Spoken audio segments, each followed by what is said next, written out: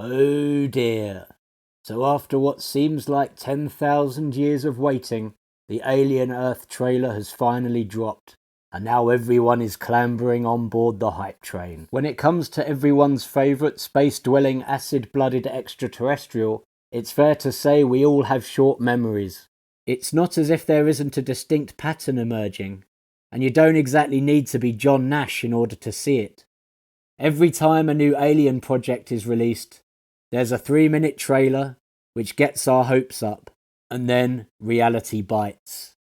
That's exactly what happened the last time, and the 44 times before that. The trailer for Alien Romulus looked amazing.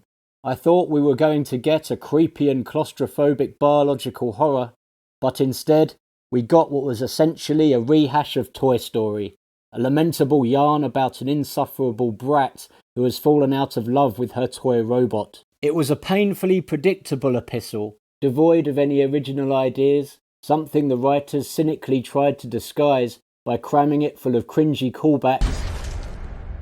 You bitch. And a shoddy, ghoulish exploitation of the late, great Ian Holm. Let's be honest, it's been 39 years since we got a decent Alien movie. 39 years of hurt, but that doesn't stop us dreaming.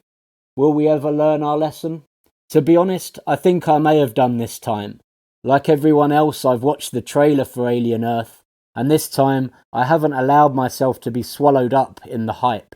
You know the old saying, 24 times bitten, beaten the shit out of, and dragged across concrete, once shy. When I saw the trailer for Alien Romulus, I released a video listing 5 reasons why I thought the movie was going to be great. But what an absolute shower that prediction turned out to be. Well, I've learned my lesson this time, and I'm going to do the opposite for Alien Earth. So here are my 5 reasons why Alien Earth is going to be an absolute shower of defecation.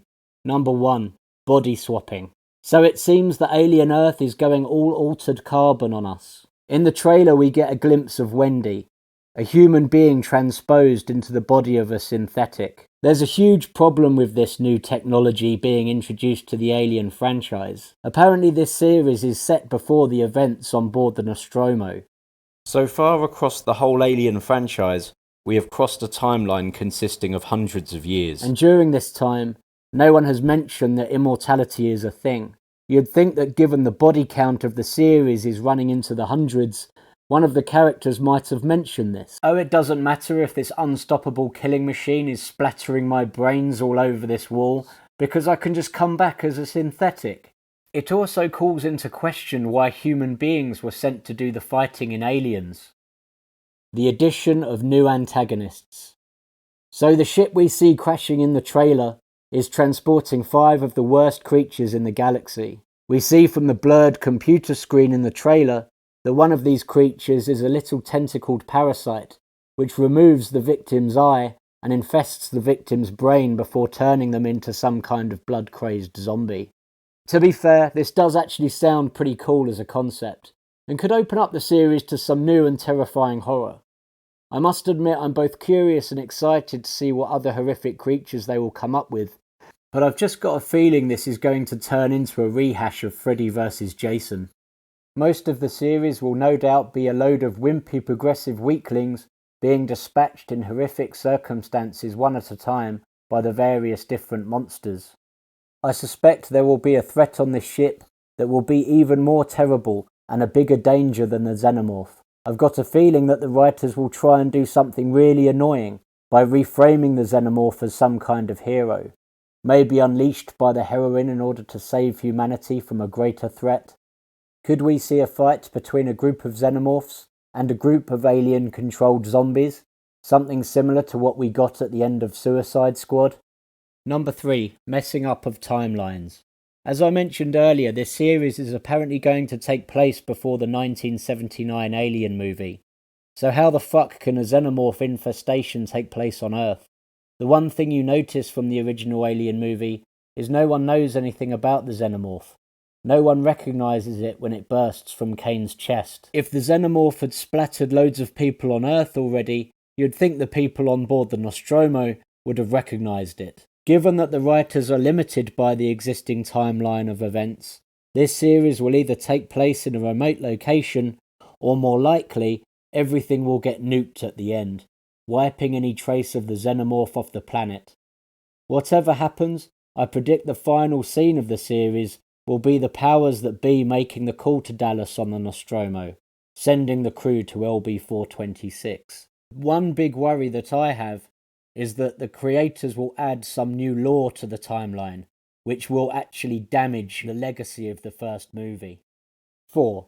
It's co-created by Disney. To make this series good, it will have to be dark and creepy, but I just don't think Disney have the bottle to sign off on making this a genuine, edge-of-your-seat horror. They just won't be able to resist cramming it full of wimpy characters who look more like they would enjoy a vanilla soy latte rather than whooping ass and taking names with a pulse rifle. I predict we're going to be inundated with a load of shallow, nauseating, dull as dishwater characters who are just basically cannon fodder for the various beasties. Disney have basically messed up every franchise they've taken over: Star Wars, Indiana Jones, Willow, and more recently Daredevil.